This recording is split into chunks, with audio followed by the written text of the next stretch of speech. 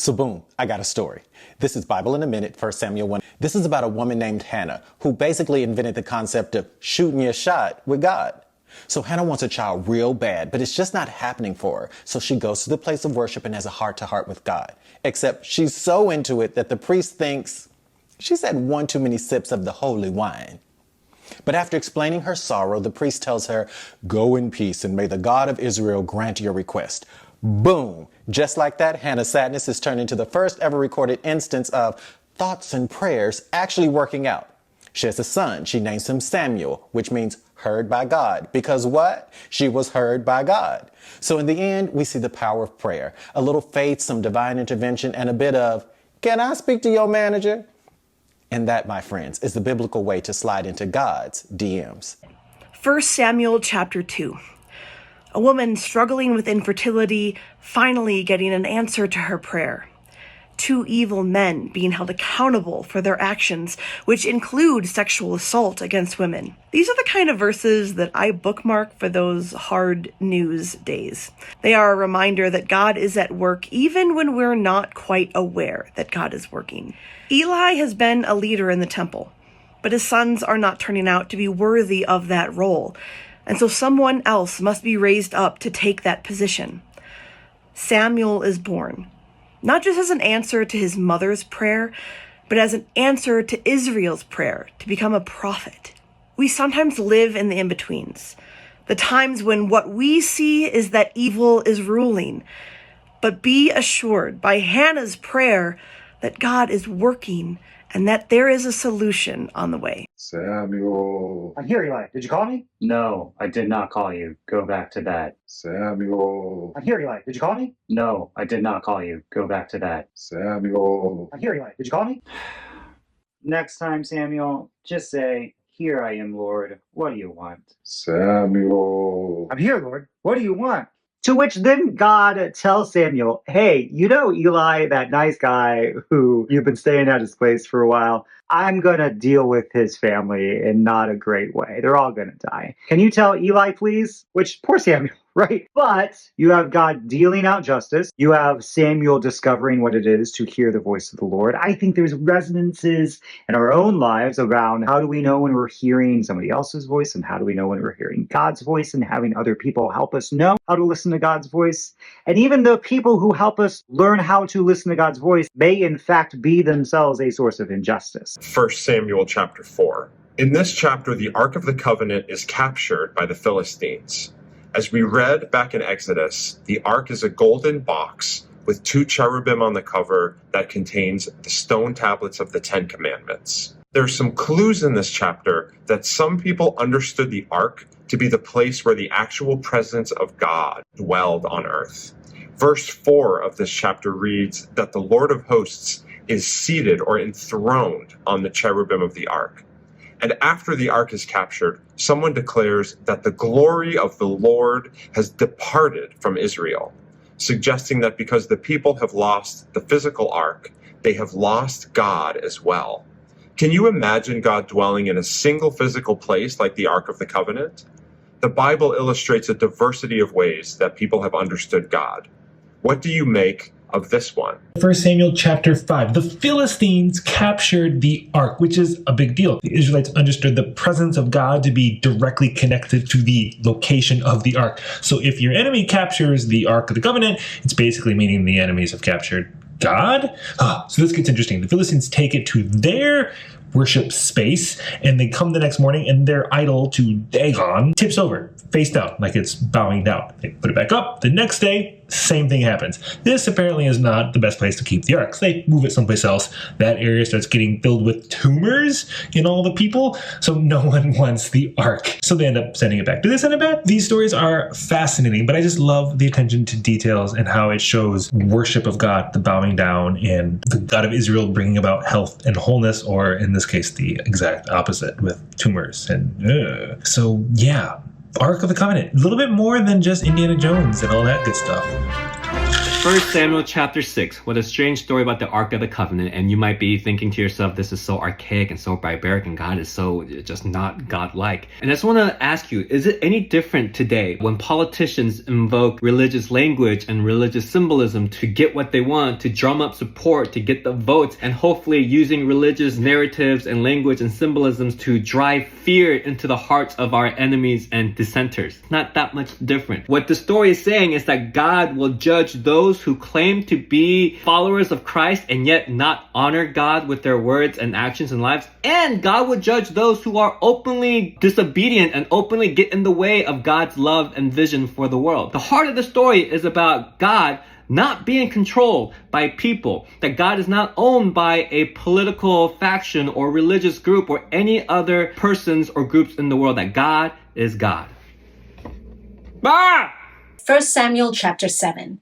With the ark of the Lord so far away, the Israelites felt as though the Lord had abandoned them. So Samuel tells the Israelites to ditch their idols and worship God. As they were fasting and confessing their wrongs, they get word that the Philistine army were about to attack, and they freak out. They cry out to Samuel, begging him to pray so that they can be rescued from the Philistines. Samuel prays, and God sends a thunderstorm, scaring the Philistine army away. The Israelites are grateful for God's intervention, and they set up a monument called Ebenezer to remember God's help at that moment. And the Philistines leave them alone for some time. This story challenges us to look back and remember when God has intervened to bring peace, even if just for a moment. But my prayer is that we do what we need to do to allow God to intervene in our actions and our decisions so that we can have lasting peace, not just for one group of people, but for all of humanity. 1 Samuel chapter 8. In this chapter, Samuel appoints his sons to be judges over Israel. The thing is the sons aren't anything like their father, and this displeases Samuel and the people. So Samuel prays.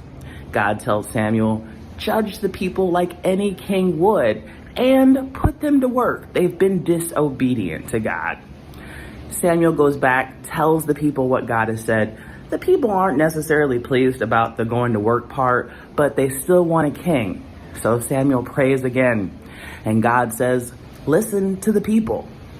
So Samuel sends all the people away. You know, sometimes what we want to hear isn't necessarily what we need to hear, and yet God still speaks to us. I thank God for the word and the will to do it. 1 Samuel chapter 9, the donkeys are missing. Kish is a rich Benjaminite and his donkeys have strayed, so he sends his tall, good-looking son Saul to go find them. Saul and his friend head out looking everywhere, but they can't find these donkeys anywhere. Saul tells his friend, we should probably head back or my father's going to stop worrying about the donkeys and start worrying about us. But his friend says, wait, there's a man of God in this town and everything he says always comes true. So Saul and his friend decide to go find this prophet because maybe he can help them find the donkeys. Now it turns out that the prophet they're going to go see is Samuel. Yep, the same guy we've been hearing all about for the past 8 chapters. And God told Samuel that a Benjaminite was coming his way and Samuel was to anoint him ruler of Israel. And so after generations of judges and everyone doing whatever they want, Israel finally has a king. But the real question we're all asking, did Saul ever find those donkeys? 1 Samuel chapter 10. Samuel is about to anoint Saul to become king of Israel. And he sends Saul on a series of side quests to prove to Saul that God is with him. God gives Saul a new heart. And then Samuel leads the tribes of Israel into realizing that Saul has been chosen to be their king. However, he begins by saying, God did everything for you. God rescued you from Egypt, but you want a king. All right, here's your king. But there's an interesting moment when he is being chosen among the people of Israel that he runs and hides. And knowing Saul's violence and hubris and confidence in the future, I wonder if that impulse came from a deep, deep insecurity that he wasn't right for the job. God gave him a new heart, so we'll see what happens. And it will be tested soon because an enemy has gouged some of his people's eyes out. Let's see what happens next. 1 Samuel chapter 11. In this chapter, Nahash, the king of the Ammonites, lays siege to the Israelite city of Jabesh. The men of Jabesh call out and say, "We want a treaty." And Nahash says, "I'll give you your treaty, but I'm going to gouge out every one of your right eyes." Now, an introduction found among the Dead Sea Scrolls clarifies that Nahash had already conquered most of the tribes of Gad and Reuben, and in each case had gouged out their right eyes. Now, the men of Jabesh, some of whom are still members of the tribes of Reuben and Gad, say, "Give us 7 days so that we can hopefully have someone to come to our aid." And who comes to their aid but Saul? Saul raises an army of almost 400,000 men, beats back Nahash and the Ammonites, claims victory, and having claimed victory, is installed as the king of Israel by Samuel. 1 Samuel chapter 12. In this chapter, we have a long speech from the prophet Samuel, who started as the little boy who heard God speaking to him from his bedroom and is now old and gray and ready to retire and get out of the king-making business and the prophet business. Samuel has just set Saul to be the new king of Israel, but he has in his speech a warning and remembers many stories of Israel's past, talking about Moses and Aaron and Jacob and all of their experiences, and warns Israel, you and your new king, Saul, must continue to obey God. And he can't go out without a bang, because he says, you have done a wickedness in asking for a king, and a great thunderstorm descends upon the people, and they're terrified. And they begged Samuel to pray for them. And he ends his long speech by saying, far be it from me that I should cease to pray for you. 1 Samuel chapter 13, God promises wealthy, handsome, anointed, but insecure King Saul that he will save the Israelites from their enemies. Saul's part, obey God's commandments. Go to Gilgal. Wait 7 days for Samuel to offer burnt offerings. In battle against the Philistines, the Israelites are getting beat badly, and in their distress, they retreat and hide. On the 7th day, they begin slipping away from Saul. In response, Saul does not wait for Samuel, but offers burnt offerings on his own. As soon as the offering is complete, Samuel appears. What have you done? When I saw the people slipping away and you did not come within the days appointed, I forced myself and offered a burnt offering. For his disobedience, Saul's reign will end, and he will be replaced with a king after God's own heart. Moral of the story: don't let what you see other people do cause you to doubt and abandon what God solidly promised you. There's too much at stake. Obedience really is better than sacrifice. 1 Samuel chapter 14. In the ongoing saga of Saul versus Philistines, Jonathan, Saul's son, decides to take matters into his own hands. Jonathan's optimism knows no bounds as he hopes for divine intervention in their battle against the Philistines. What ensues is a chaotic clash, leaving a trail of fallen warriors in its wake. Meanwhile, King Saul, renowned for his impulsive nature, decides to summon the Almighty and calls for the Ark of the Covenant and decrees a fast among his soldiers, with a side curse of anyone caught munching mid-battle. Little did Jonathan know about his father's dietary restrictions, so for a mid-battle snack, he opts for a dip of honey to fuel his fight. But Saul catches wind of this sweet transgression and threatens to kill Jonathan. Saul's attempts to manipulate the divine with his spiritual theatrics only lead to more trouble. God isn't a magical wish granter, and no amount of fasting or incantations can bend the Almighty to human whims. 1 Samuel chapter 15, God tells Saul to attack Amalek and utterly destroy all that they have, and Saul fails the test again. In one of the most stinging lines of Scripture, God says, I regret that I made Saul king. When Samuel sees Saul, Saul says, I carried out the command of the Lord. But Samuel responds, then why do I hear sheep and cow? The people spared the best sheep and cow to sacrifice to God. But problem, Saul, God never asked for a sacrifice. Then Samuel gives Saul a piercing clinical diagnosis. Though you are little in your own eyes, are you not the head of the tribe of Israel? Because you have rejected the word of the Lord has also rejected you from being king. This is where a strong prayer life comes in handy. Leading God's people is not always easy. Sometimes we need the fortitude that comes only from prayer, not to cave to the people, but to hold fast to the word of the Lord. Never let God regret the position to which God has called you. 1 Samuel 16. How long will you grieve over Saul is the question that God asked Samuel to start this chapter, because God has rejected Saul from being king. And how fed up must God be with Saul that God would command Samuel to commit treason by going to Bethlehem, finding a man named Jesse, and anointing one of his sons as Saul's replacement.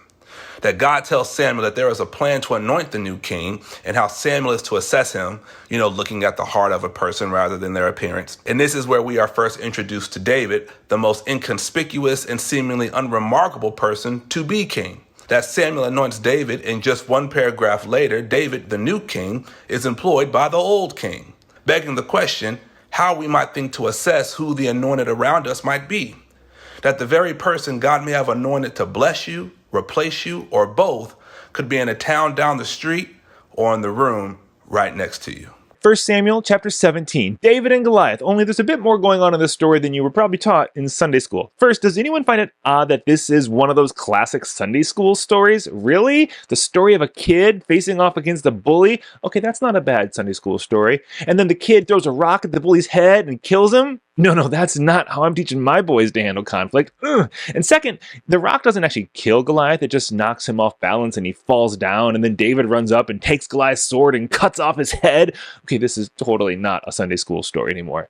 Third, look at the way Goliath falls, face down. The same way back in chapter 6 that the Philistine idol Dagon fell when the Philistines had stolen the Ark of the Covenant. So perhaps this isn't just a story about a mean giant getting taken out by the little guy, but it's a story about the most powerful of another nation coming to bow down before the God of Israel. Okay, now that part's a good Sunday school story. 1 Samuel chapter 18. You've heard of a love triangle, but this chapter gives us a love, hostility, fear, love again, rectangle. Jonathan says he loves David as his own self, and they have a love covenant between them. And he gives David his armor, his weapons, his robe as symbols of this love. But Saul isn't feeling the love. An evil spirit comes upon Saul from God, and Saul attempts to kill David, but David eludes him. But David must be electric. Israel loves him, and Saul's daughter, Michal, loves him. Saul decides that if David can bring back 200 Philistine foreskins, that he will give Michal to David in marriage.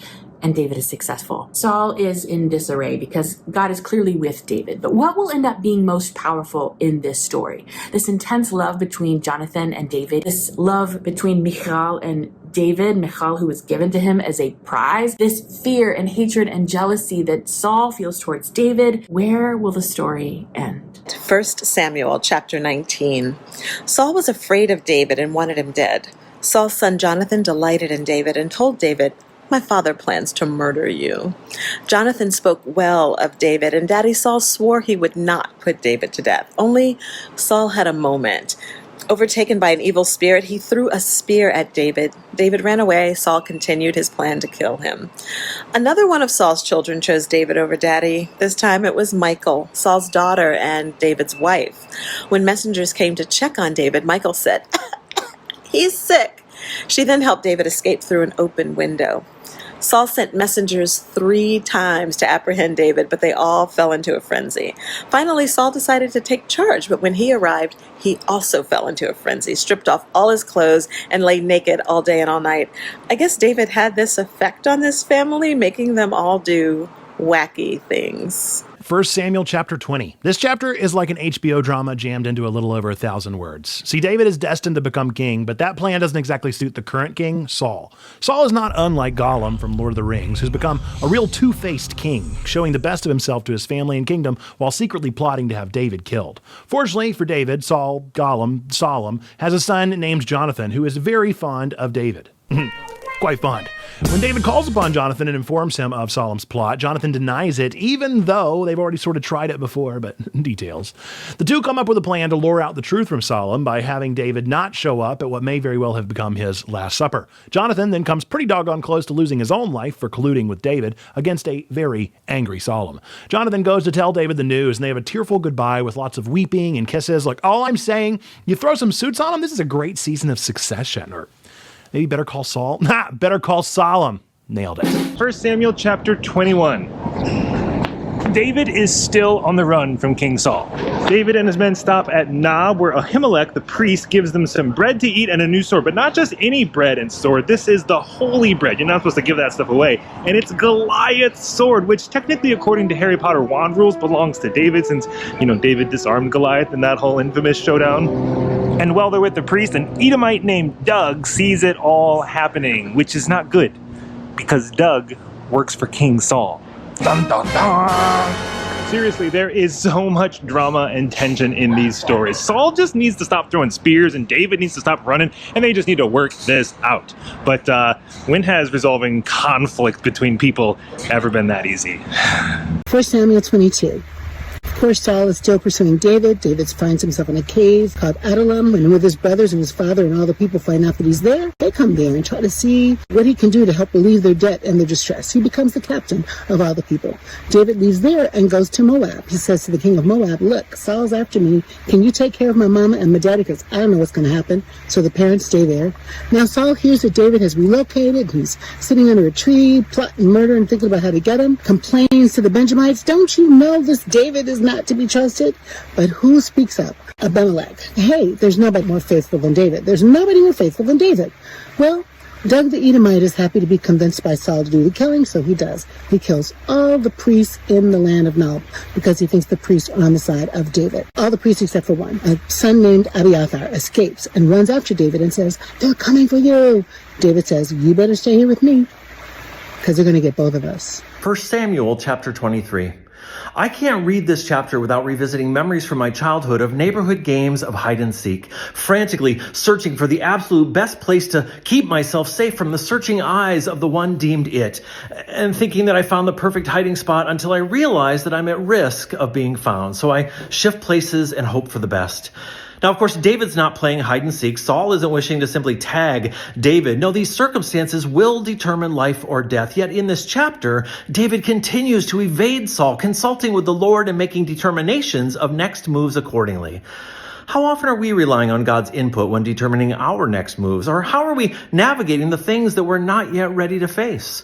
Are we hunkering down in one hiding place and hoping for the best? Or are we fully relying on God to call us to safety with a resounding "Ollie, Ollie, oxen free," drawing us out from hiding, calling us to freedom, inviting us to live?